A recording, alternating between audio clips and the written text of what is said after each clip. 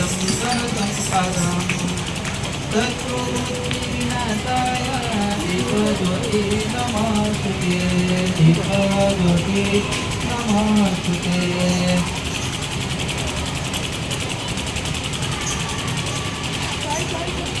કહેવાય છે કે આ દીપ જ્યોતિ શુભ કરે છે, કલ્યાણ કરે છે।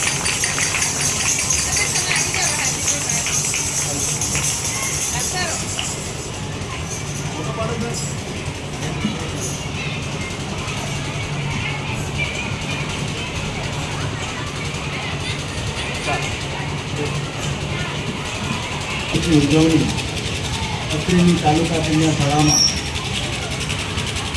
યોજી રહ્યા છે, તેમાં અત્રે આપણા આમંત્રણને માન આપીને વધારે એસએલસી અધ્યક્ષ એવા મિતાલીબેન, શિક્ષણવિદ અને માજી પૂર્વ પીટીની સાથે સાથે સમાજ શાળાના આચાર્ય એવા માનનીય મામલભાઈ સાહેબ, વયોવૃદ્ધ પણ હર હંમેશ મદદ કરનાર એવા મારા ધીરજબા, સાથે માતૃભાષાનું શું મહત્ત્વ છે એના વિશે જુદી જુદી વાત બહેનો અને દીકરીઓ કરવાની છે। ત્યારે આ કાર્યક્રમમાં પધારેલા સૌને હું હાર્દિક સ્વાગત કરું છું, આવકારું છું। જય હિન્દ।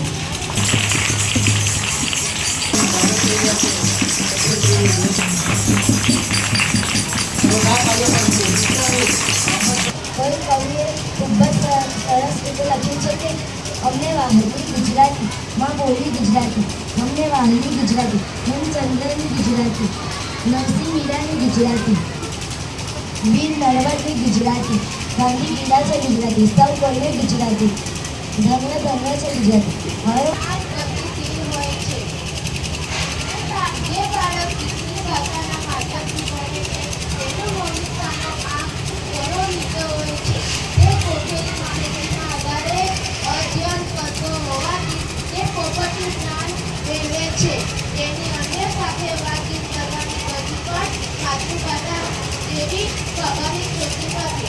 માતૃભાષાથી બાળકને વંચિત રાખવો એ ખોટો ધંધો કરવા સમાન છે। સદા સૌમ્યશ્રી વૈભવે ઉભરાતી મારી માતૃભાષા અને મારી ગુજરાતી, મારી માતૃભાષા અને મારી ગુજરાતી। 21મી ફેબ્રુઆરીએ માતૃભાષા દિવસની ઉજવણી કરવામાં આવે છે। માતૃભાષા એ બાળકના જન્મથી પોતાની મા પાસેથી અને પોતાના પરિવાર પાસેથી આસપાસના વાતાવરણમાંથી શીખે છે। માતૃભાષા એ બાળકના ઘડતરની પ્રથમ ભાષા છે। માતૃભાષા એ બાળકને માએ આપેલી તેની માતૃભાષા પણ વિકસતી જાય છે। માટે માતૃભાષા શીખવા માટે બાળક પોતાની માતાના શબ્દો એક શબ્દો માતા પાસેથી જ શીખે છે અને આગળ માતૃભાષાનું શિક્ષણ મેળવે છે। પછી ધીમે ધીમે નાનો હોય છે। મમતાની માં દિલનો દરિયો મોરી માં, માં હો માં મમતાની માં, સુખનો સાગર મોરી માં, તું ફૂલવાળી મમતાની માયા જોમાં છે માતા, તને જોઈને ઉગે છે મારો ધન, તું મૂર્તિ છે મમતાની જરૂર જગને આ માતા, તને જોઈને રાજી થાય મારું મન, થાય મારું મન। મારી તારા ખોળે માથું જાણે સ્વર્ગ જગનું આખું, મારી તારા ખોળે માથું જાણે સ્વર્ગ જગનું આખું। બાપ શીતળ છાયા બાળક માતા સમાન ભાષા છે। બાળકને જ્યારે માતા પાસેથી પ્રાપ્ત થયેલી ભાષા એવું કહી શકાય। પરિવારમાં બોલાતી ભાષા એટલે માતૃભાષા। ભાષામાં બાળક હસ્યું, રડ્યું, એ ભાષામાં બાળકે બોલવાનું શીખ્યું। મારું છે મારું ભાષા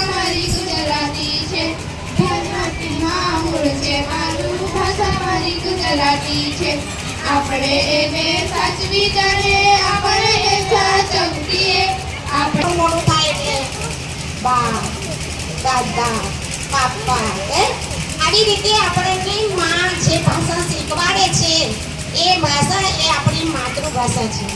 આજે આજના યુગમાં અત્યાધુનિક યુગમાં ભાષા ઉપરથી ખબર પડતી હોય છે કે માતૃભાષા પ્રત્યે આપણે ખૂબ જ એ રાખવું જોઈએ. અને ગુજરાતી ભાષા છે તો આપણે છીએ. બસ વિગતે તો બહુ બધું બે શબ્દો પછી ચંદન કરું છું. મારી માતૃભાષા વિશે બે શબ્દો બોલી અને માતૃભાષાને હું વંદન કરું. આજના આ કાર્યક્રમ નિમિત્તે સૌને વિશ્વ માતૃભાષા દિવસની હાર્દિક શુભકામના. તો સૌપ્રથમ તો વિશ્વ માતૃભાષા દિવસ શા માટે ઉજવવામાં આવે એ આપણે જાણવું જરૂરી છે. તો આકાબેનશ્રીએ વાત પણ કરી કે જ્યારે આપણો દેશ આઝાદ થયો ત્યારે આપણા દેશના બે ભાગલા પડ્યા, હિન્દુસ્તાન અને પાકિસ્તાન. અને પાકિસ્તાનમાં બાંગ્લાદેશની મોટા ભાગની વસ્તી પાકિસ્તાનમાં ગઈ અને એમની મૂળ માતૃભાષા હતી બંગાળી. જ્યારે તે વખતના જે વડા હતા પાકિસ્તાનના એમણે નક્કી ઘર કુટુંબ સમાજ તેની તે દેગણી છે. માતૃભાષામાં આપણી સંસ્કૃતિ અને સાહિત્ય છે, આપણી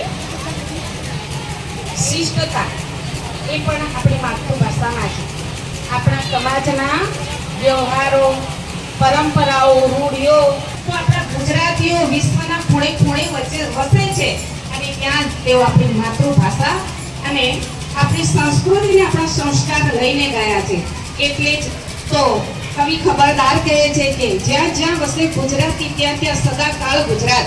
અને ઉમાશંકર જોશી તો એવું લખે છે કે વિશ્વ ફલક પર ગુંજન કરતી મારી માતૃભાષા નું મને સન્માન છે. આખા વિશ્વના ફલક ઉપર આ માતૃભાષા ગુંજન કરે છે એટલે કે બોલાય છે.